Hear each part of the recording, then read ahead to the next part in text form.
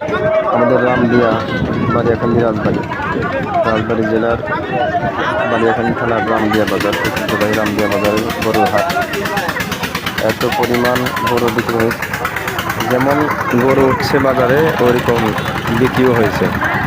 আর খাজনা এত সীমিত যে শতকরা 1 টাকাও না, আরও কম, হয়তো 8 আনা বা 50 পয়সা, 70 পয়সা, 60 পয়সা এরকম পড়ে শতকরা।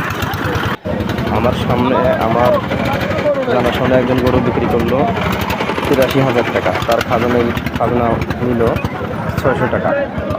83,000 টাকা গরুতে যদি 1 টাকা করেও খাজনা হয়, তারপরেও 830 টাকা খাজনা হয়।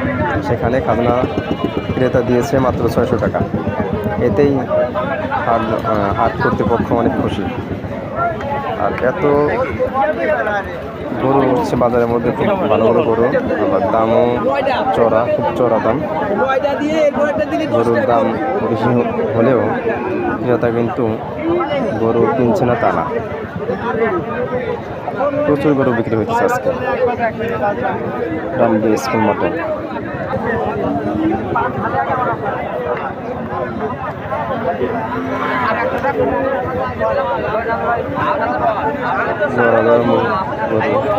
কিছু গরু আছে দেখতে সুন্দর, কিছু একেবারে অসুন্দর।